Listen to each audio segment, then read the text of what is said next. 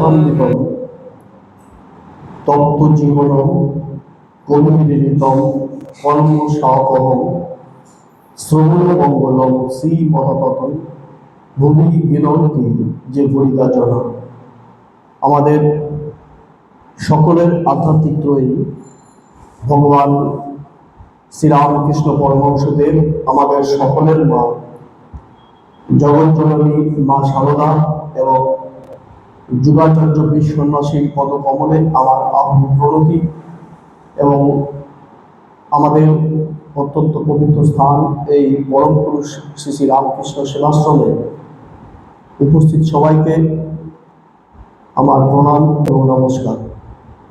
আমরা মাস্টারমশাইয়ের মহামানব বুদ্ধের অমর সৃষ্টি যুগের পর যুগ যা অম্লান হয়ে রয়েছে আমাদের হৃদয়ে, সেই শ্রী শ্রী রামকৃষ্ণ কথামৃত পাঠ এবং অনুধ্যান করছি। আসলে আমরা যখন কথামৃত পাঠ করি, আমরা যখন কথামৃত শুনি, তখন কেন জানেন না আমরা যেন মানুষ লোকে সেই দক্ষিণেশ্বরের অমৃত কারণে পৌঁছে যায়। আমাদের চোখের সামনে ভেসে ওঠে ঠাকুরের সেই সদাহাস্যময় মুখ, সেই স্ফুরিত শরীর আর স্ফীত লোচন, যা চিরকালই সবার কাছে এক ধ্যানের বিষয়বস্তু হয়ে দাঁড়িয়েছে। আসলে কথা অমৃত, কথাযুক্ত অমৃত, এই কথামৃতে যেন মাস্টারমশাই মহেন্দ্রনাথ গুপ্ত এইভাবে কথা বা শব্দ নিয়ে যে বাক্য রচনা করে সিঁড়ি তৈরি করেছেন, আর সেই সিঁড়ি দিয়েই যেন আস্তে আস্তে ভক্ত কোন সময়ে যে অমৃত লোকে পৌঁছে যায় তা সে নিজেই জানে না। আর সেই অমৃতটা হলো কি? অমৃতটা হলো আমাদের যে বৈদিক মন, যে মন সবাই সবসময় একই চিন্তা থেকে আরেক চিন্তায় লাফাচ্ছে বানরের মতো, সেই বৈদিক মনকে টেনে নিয়ে অন্তর্মুখী করে ভগবতমুখী করা, সেটাই যেন অমৃত। কথামৃতের মূল বিষয় হলো ভগবান ও ভগবান প্রাপ্তির উপায়। কি করে আমাদের ভগবন্ধন মোচন হবে, কি করে আমরা জন্মান্তর ধরে যে অন্ধকারের চোরাগুলিতে ঘুরপাক খাচ্ছি তার থেকে নিবৃত্তি হবে, কিভাবে কি উপায়ে আমরা আসক্তি শূন্য হয়ে এই সংসার সমুদ্রে জীবনতরী ভাসাবো, আমাদের মনে যাবতীয় সংসার তা কিভাবে দূর হবে, এবং সেই সঙ্গে শত সহস্র সাংসারিক সমস্যার মধ্যেও আমরা এই সংসারে থেকে কিভাবে ভাগবতমুখী হয়ে অপার শান্তির খোঁজ পাব, সেটাই যেন কথামৃতের প্রতিটি ছত্রে ছত্রে ভেসে গেছে। তাই মাস্টারমশাই বলেছিলেন, আমি আর কি করি, কৃষ্ণত্ব কেউ এলে রামকৃষ্ণ সমুদ্র থেকে এক ভরা জল তুলে রেখেছি তোমাদের ক্লান্তি, শান্তি, অপধনের জন্য। আজকে আমরা একটা নতুন অংশ শুরু করছি 138 পৃষ্ঠায়। বেলঘরে গ্রামে গোবিন্দ মুখোপাধ্যায়ের বাটিতে শ্রীরামকৃষ্ণ নরেন্দ্র প্রভৃতি ভক্ত সঙ্গে কীর্তনানন্দে। বেলঘরে অর্থাৎ মাস্টারমশাই দেখছিলাম ওই বেলঘুরিয়াকেই বেলঘরে কথাটা বলেছেন, বেলঘুরিয়াকে বেলঘরে বলেছেন। আর গোবিন্দ মুখার্জি তিনি অত্যন্ত ঠাকুরের পরম ভক্ত সজ্জন ছিলেন, ঠাকুর অনুগত প্রাণ ছিলেন। তা ঠাকুর আজকে সেই বেলঘরে অর্থাৎ বেলঘুরিয়ায় গোবিন্দ মুখার্জির বাড়িতে গেছেন। শ্রীরামকৃষ্ণ বেলঘরে শ্রীযুক্ত গোবিন্দ মুখার্জির বাড়িতে শুভাগমন করিয়াছে। আজ রবিবার 7ই ফাল্গুন 18ই ফেব্রুয়ারি 1883 খ্রিস্টাব্দ মাঘ শুক্লা দ্বাদশী, পুষ্যা নক্ষত্র, নরেন্দ্র রাম প্রভৃতি ভক্তরা আসিয়াছেন, প্রতিবেশীগণ আসিয়াছেন। 7টা-8টার সময় প্রথমেই ঠাকুর নরেন্দ্রাদি সঙ্গে সংকীর্তনে নৃত্য করিয়াছিলেন। খুব সহজ সরল বর্ণনা দিচ্ছেন মাস্টারমশাই। কীর্তনান্তে অর্থাৎ কীর্তনের শেষে সকলেই উপবেশন করিলেন। অনেকেই ঠাকুরকে প্রণাম করিতেছেন। ঠাকুর মাঝে মাঝে বলিতেছেন, ঈশ্বরকে প্রণাম করো। আবার বলিতেছেন, তিনি সব হয়ে রয়েছেন, তবে এক এক জায়গায় বেশি প্রকাশ, যেমন সাধুতে। যদি বলো দুষ্ট লোক তো আছে, বাঘসিংহ আছে, তা বাঘনারায়ণকে আলিঙ্গন করার দরকার নাই, দূর থেকে প্রণাম করে চলে যেতে হয়। আবার দেখো, জল, কোনো জল খাওয়া যায়, কোনো জলে পূজা করা যায়, কোনো জলে নাওয়া যায়, আবার কোনো জলে কেবল আচান শোচান হয়। ঠাকুর এখানে প্রথম বলছেন ঈশ্বরকে প্রণাম করো।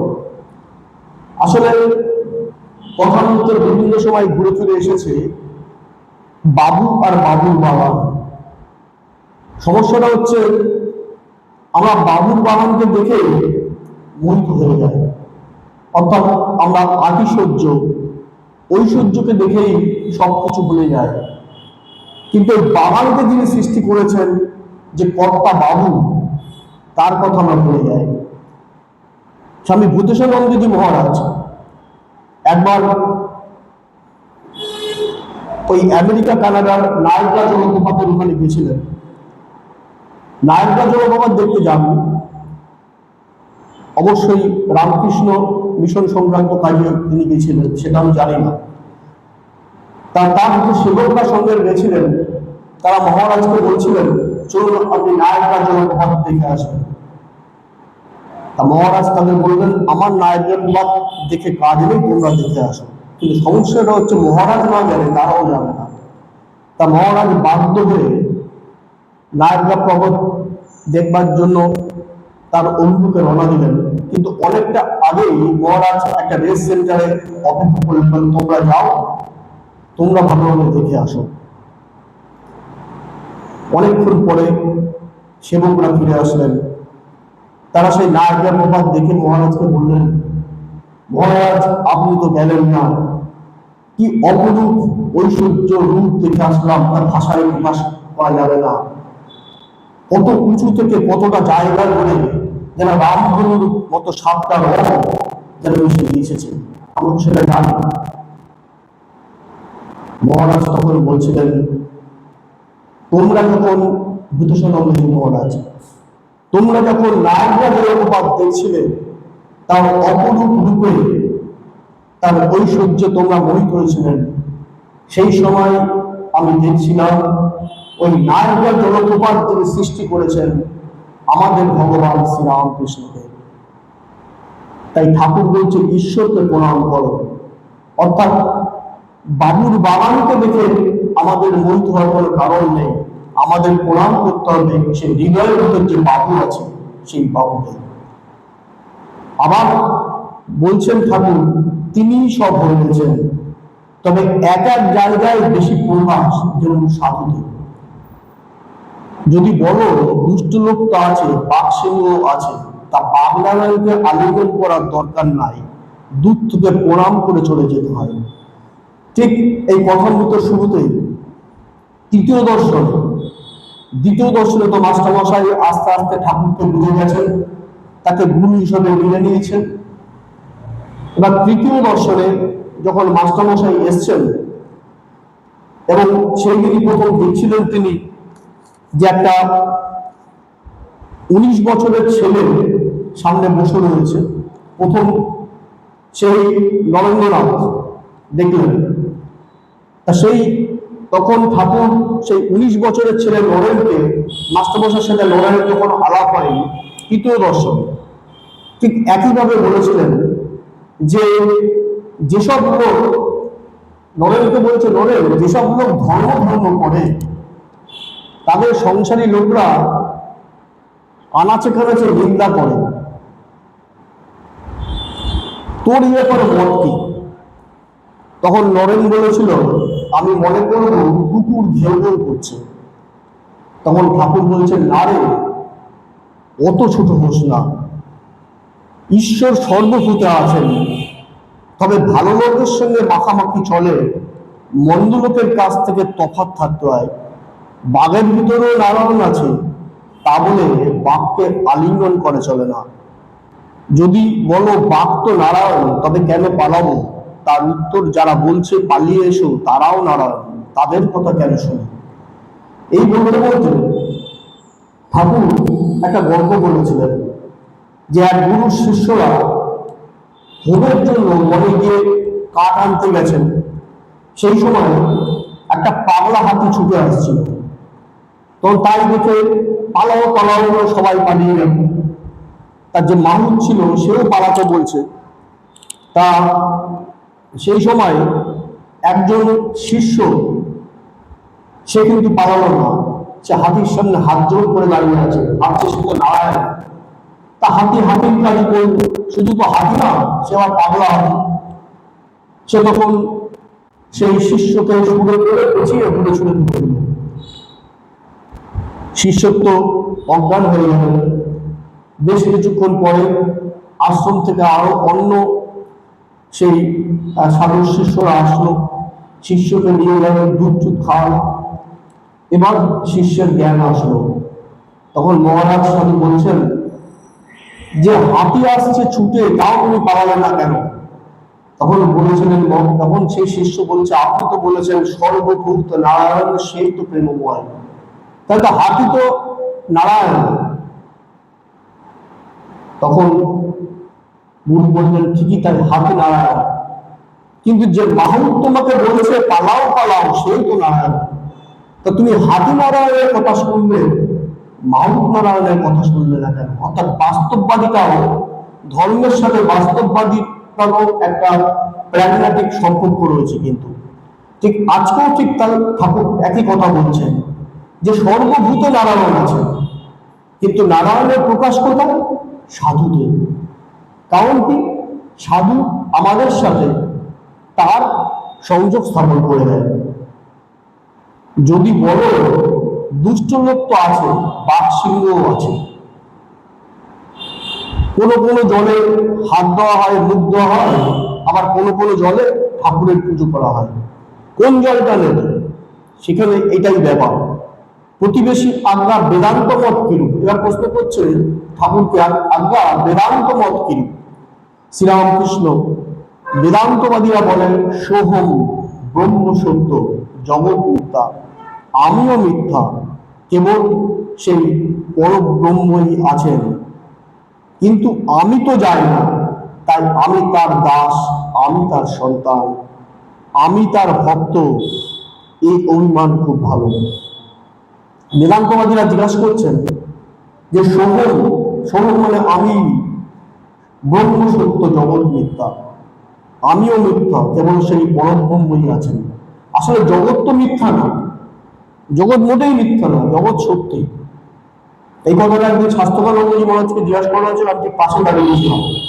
তিনি বলছেন জগৎ মোটেই মিথ্যা না, আপনি কিছুই পড়াশোনা করেন।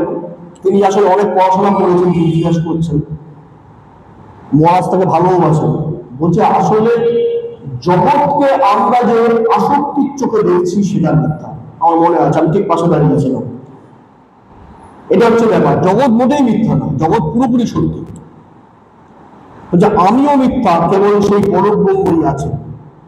তা বলছেন ঠাকুর, আমি তো জানি না, তাই কি আমি দাস, আমি হয়ে থাক, তাই না? আমি তো জানি না। ঠাকুর সেই সুন্দর বলেছেন, আমি মানে অহং, সেই পানি মিশে গজিয়ে ওঠা অসত্য গাছের ফুলগুলির মতো, যতই কাটে না কেন, সেই উনুনের উপরে, হাড়ির উপরে জল আছে, তাতে আলু পটল টকবক টকবক টকবক করে ফুটছে।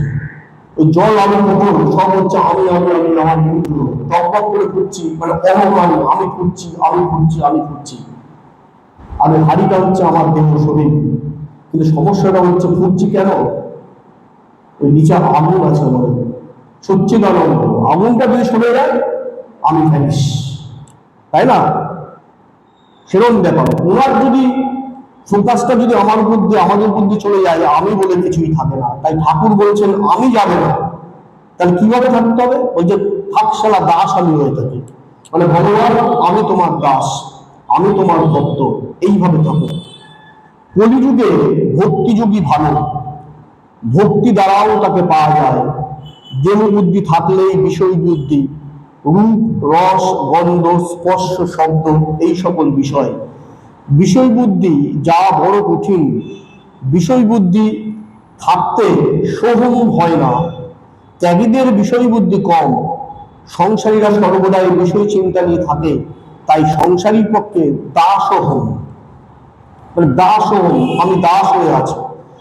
বলছে সংসারী লোকদের বিষয় বুদ্ধি তো থাকবে, সেই বিষয় বুদ্ধি তো কিছুতেই যায় না। আমাদের ঠাকুর ভগবান শ্রীরামকৃষ্ণ কিন্তু অনন্যতা হচ্ছে তিনি সংসারী লোকদের সবসময় সাপোর্ট করে গেছেন। তিনি বলছেন সংসারের ভিতর তাকে ডাকা মানে হচ্ছে কেল্লার ভিতর যুদ্ধ করা, এবং সেটা আরো অনেক কঠিন কাজ। যিনি ত্যাগী তিনি তো তাকে ডাকবেন, যিনি সন্ন্যাসী তিনি তো তাকে ডাকবেন, কিন্তু সংসারী লোক সারা দিনের অক্লান্ত পরিশ্রমের পরও তাকে ডাকছে একবারের জন্য। সে সুন্দর একটা কাহিনী আছে যে একবার নারদমুনি নারায়ণকে বলছেন যে হে প্রভু, আমি তোমাকে এত ডাকি, তুমি তো শোনালে আমাকে সারা দাও না, আর ওই নিচে পৃথিবীতে লোকগুলো দিনের শেষে একবার ডাকছে, তাতেই তুমি তাদের ডাকে সাড়া দিচ্ছ। তখন নারায়ণ তাকে বললো তুমি আগে পৃথিবীতে গিয়ে দেখো তারা কি করে।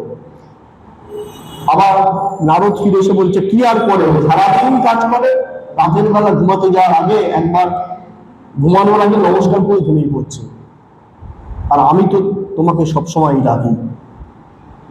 তখন নারায়ণ বলছে তুমি এক কাজ করো, তোমাকে আমি একটা বাটি দিলাম, এই বাটির ভিতর তেল দিয়েছি, তুমি চারদিক প্রদক্ষিণ করে আবার আমার কাছে আসবে, তেল যেন একটু না করে। তা নারদমুনি বলছে এ আর এমন কি কাজ, নিমেষের মধ্যে সেই গণেশের পৃথিবী প্রদক্ষিণ করার মতো চারদিক ঘুরে এসে তেলটা নিয়ে দিল। এই দেখুন প্রভু, আমি পৃথিবী পরিক্রমা করে আসলাম, কিন্তু আমার এই বাটি থেকে একটুও তেল পড়েনি।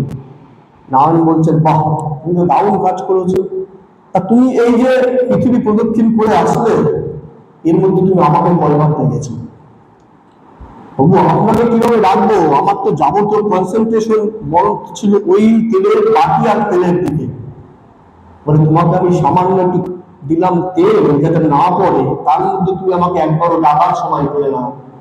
আর নিচে তাকিয়ে দেখো ওই মানুষগুলো সকালবেলা ঘুম থেকে উঠা থেকে রাতে বেলা ঘুমাতে যাওয়া পর্যন্ত অক্লান্ত পরিশ্রম করছে, জীবনের প্রতি পদে পদে তারা স্ট্রাগল সংগ্রাম করছে, তা সত্ত্বেও কিন্তু তারা সময় পেলে আমাকে ডাকছে। এবার তোমার প্রশ্নের উত্তর তুমি পেয়ে গেছো, কার টাকা আমি সাড়া দেবো? নারায়ণকে উত্তর তো দিলেন সত্যি তাই প্রভু আপনি ঠিকই বলেছেন। তাই ঠাকুর বলছেন বিষয় বুদ্ধি থাকতে সোহম হয় না, ত্যাগীদের বিষয় বুদ্ধি কম, সংসারীরা সর্বদাই বিষয় চিন্তনই থাকে, তাই সংসারীর পক্ষে দাস সোহম, মানে আমি তোমার দাস। প্রতিবেশী আমরা পাপী, আমাদের কি হবে? ঠাকুর বারবার বলেছিলেন অন্য জায়গায় যে নিজেকে পাপী পাপী পাপী বলে সে পাপী হয়ে যায়। আমরা পাপী, আমাদের কি হবে? এখানে এটা বলেননি। শ্রীরামকৃষ্ণ তার নামগুলো কীর্তন করলে দেশ সব পালিয়ে যায়। দেহ বিক্ষেপ পাপ পাখি, তার নাম কীর্তন যেন হাত তালি দেয়া। হাত তালি দিলে যেমন বৃক্ষের উপরের পাখি সব পালায়, তেমনি সব পাপ তার নামগুলো কীর্তনে চলে যায়। আবার দেখো মেঠো পুকুরের জল সূর্যের তাপে আপনা আপনি শুকিয়ে যায়, তেমনি তার নামগুলো কীর্তনের পাপ পুষ্করিণীর জল আপনা আপনি শুকিয়ে যায়। মাস্টার মশাই দ্বিতীয় দর্শনে ঠাকুরকে বলেছিলেন যে সংসারী লোকের আমাদের কাজটা কি করে আমরা তাকে পাবো, তখন মাস্টারমশাইকে ঠাকুর চারটে ফর্মুলা দিয়েছিলেন। প্রথম ফর্মুলা ছিল, তুমি বড় লোকের বাড়ির দাসীর মতো থাকবে, মানে আসক্তি শূন্য হয়ে থাকবে। 2 নম্বর ফর্মুলা ছিল, সর্বদা সমাসদ বিবেচনা করবেন, অর্থাৎ কোনটা লিপ্ত কোনটা অলিপ্ত, কোনটা আমার সাথে থাকবে কোনটা আমার সাথে থাকবে না। 3 নম্বর ফর্মুলা ছিল হচ্ছে, তুমি সর্বদা ঈশ্বরের নাম গুণকীর্তন করবে আর ধ্যান করবে বলে কোলে সবসময় ধ্যান করবে। তা ওই যে ঈশ্বরের নাম গুণকীর্তন করতে কথা বলছে, এবং তিনি বলছেন যে হাততালি দিয়ে সবসময় তাকে ঈশ্বরের নাম গুণকীর্তন করতে হবে। কারণটাকে বলছে, হাততালি দিলে যেমন বৃক্ষের উপর যদি পাখি থাকে হাততালির আওয়াজে চলে যায়, সেমন আমাদের হৃদয় বৃক্ষে যদি পাপ পাখি থাকে তাহলে সেই হাততালি দিতে দিতে ঈশ্বরের নাম গুণকীর্তন করতে করতে সে চলে যাবে। অর্থাৎ ভগবান আমাদের হাতটা দিয়েছিলেন শুধু অর্থ উপার্জন করবার জন্য না, ভগবান আমাদের হাতটা দিয়েছে কর্মের সাথে সাথে ধর্মকেও ধরবার জন্য। সেই বলরাম বসু যদি ভাবি, নবগোপাল ঘোষের কথা যদি ভাবি, যদি এরকম যদি আমরা সুরেন্দ্র বৃত্ত, মনোমোহন বৃত্ত সবার কথা যদি ভাবি, তারা আমাদের মতোই সংসারী মানুষ ছিল। সেই বলরাম বসু তার হাতটা দিয়েছিল কিন্তু অর্থ উপার্জনের করবার জন্য, কিন্তু সেই বলরাম বসুর পরিবার যেন একই সূত্রে বাধা ছিল, ঠাকুরের নাম বিনা তারা জলস্পর্শ করতেন না। সেই বলরাম বসু তার ঘরের খাটটা খুবই ছোট ছিল, তার বাবুরাম মহারাজ তাকে বলছেন, আপনি তো আপনার খাটটা একটু বড় করতে পারেন। বলরাম বসু বলছেন, কি হবে খাটটা বড় করে, তার জন্য 2 পয়সা ব্যয় হবে, মাটির শরীর তো মাটিতেই মিশে যাবে, কিন্তু এই যে 2 টাকা যদি বাঁচে, এই 2 টাকা দিয়ে আমি ভক্ত সেবা, ঠাকুর সেবা করতে হবে। তাই বলরাম বসু যখন স্থূল শরীরে চলে যাচ্ছেন, তার স্ত্রী কৃষ্ণ ভাবের দিকে যখন কাঁদছেন, তখন বলরাম বসু বলছেন, আমার এই ঘরে ঠাকুরের ছেলেরাই থাকবে, তারা শুধু তারই গান করবে।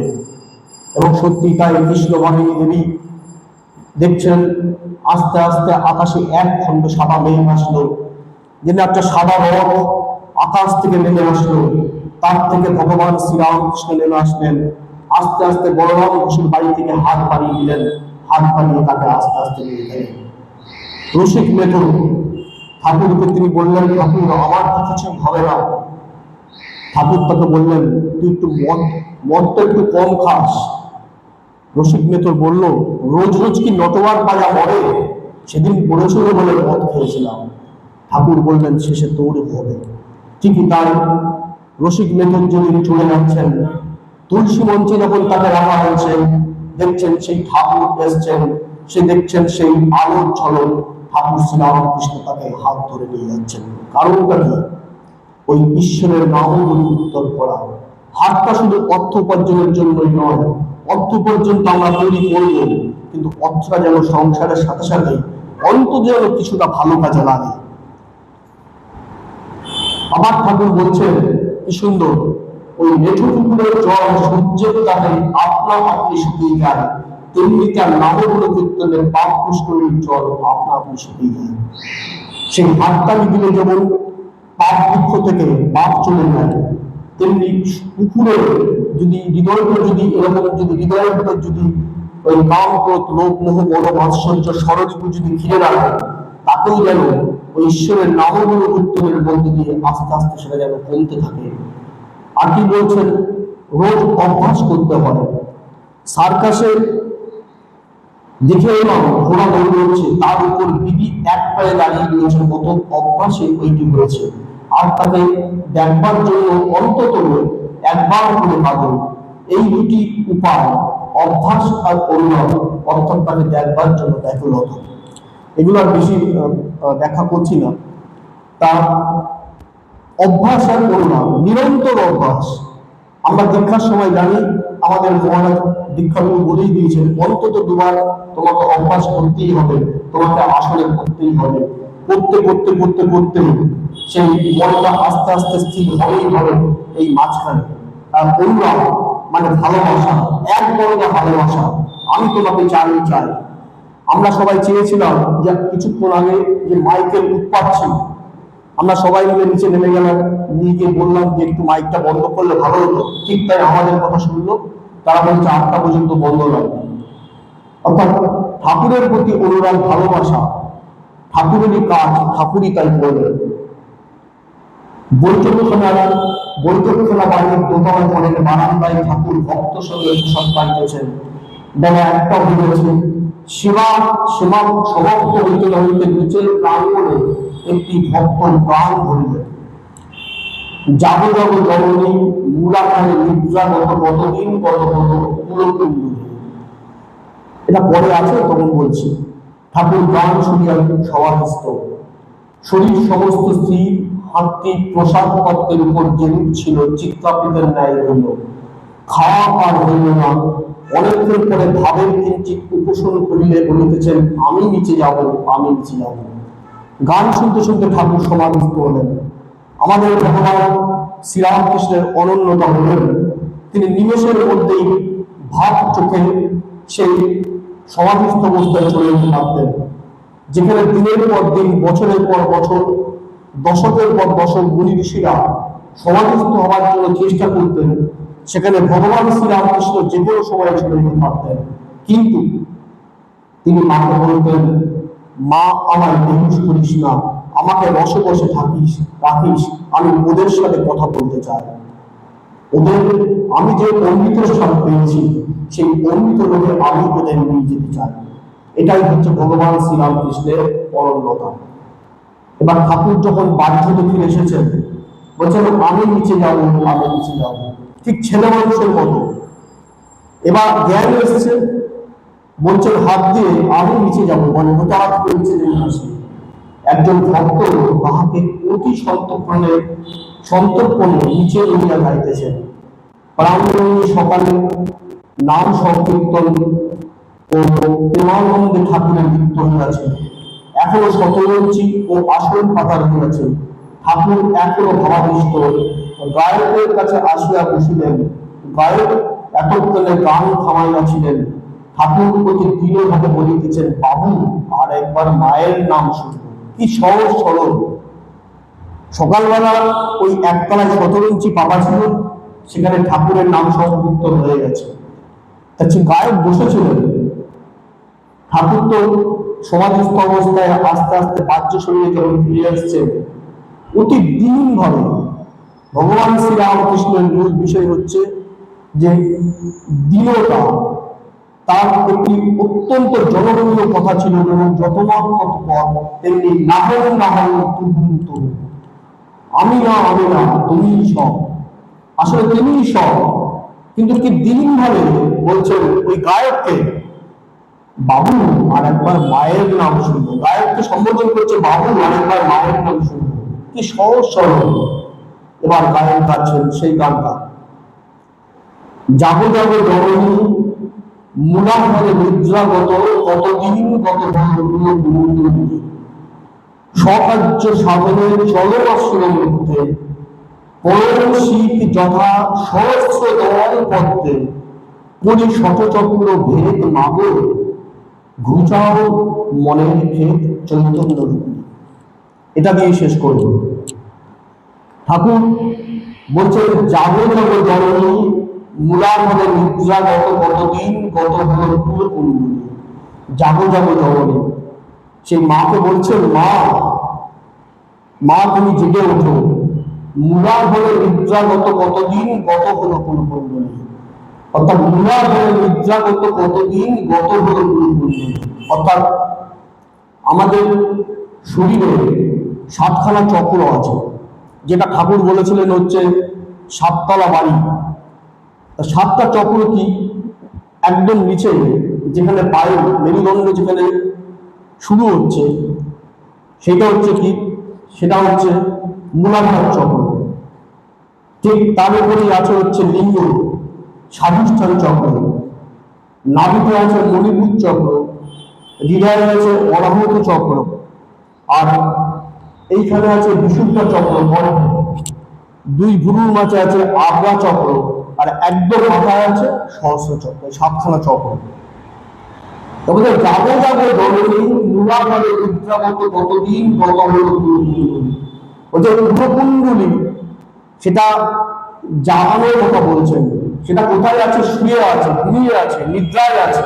কোথায়? মূলাধার, মানে সাতটা চক্রের একদম নিচে মূলাধার চক্রে সেটা শুয়ে আছে, তাকে জাগতে বলছে। সকার্য সাধনে চলম আসলো করতে। তোমার যে কাজটা কি? মানব জীবনের উদ্দেশ্যই হচ্ছে কৃষ্ণ দর্শন, ভগবান দর্শন, মানে ভালো কাজ করা। সকার্য সাধনে সেই কাজ করতে করতে চলো বা শিরোর মধ্যে, মানে মাথায় আস্তে আস্তে সেই একদম নিচ থেকে আস্তে আস্তে উপরে ওঠো। করি শতচক্র ভেদ, ওই সাতটা চক্র আছে, মানে প্রথম ছটা চক্র, ওই মূলাধার চক্র, মণিপুর চক্র, অনাহত চক্র, সহস্র চক্র, আজ্ঞা চক্র, বিশুদ্ধ চক্রকে ক্রস করে যেই মাথায় আসে সহস্র চক্রে চলে আসলো, সেটা চলে গেলে কি সমাধি হয়ে গেল। 21 দিন পরে আর নাম থাকবে না, দু একজনের থাকে।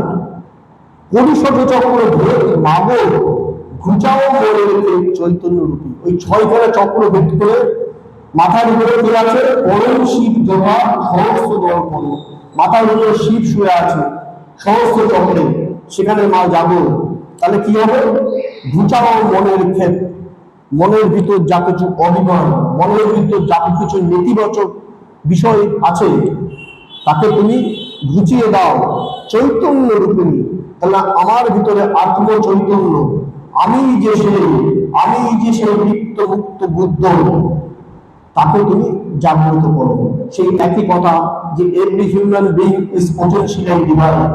স্বামীজি বলেছিলেন, the goal is to manifest the divinity within. প্রত্যেকটা মানুষের ভিতরেই তিনি শুয়ে আছেন, ঘুমিয়ে আছেন। তার জাগরণই হচ্ছে, তার চৈতন্য ঘটনাই হচ্ছে কি ধর্ম। ঠিক গানে বলছেন, পরিশোধ চক্র ভেদ মাপন ঘুচাও মনে রেখে চৈতন্য রূপিণী। গান শুনে শুনতে ঠাকুর আবার ভাবাবিষ্ট। এই গান শুনতে শুনতে ঠাকুর আবার সমাধিতে চলে গেলেন। আজকে এই পর্যন্তই ঠাকুর অনেকক্ষণ হয়ে গেছে। শিব শিব শিব রামকৃষ্ণ নাম, ব্রহ্মা বিষ্ণু স্বয়ং রামকৃষ্ণ নিত্য নাম।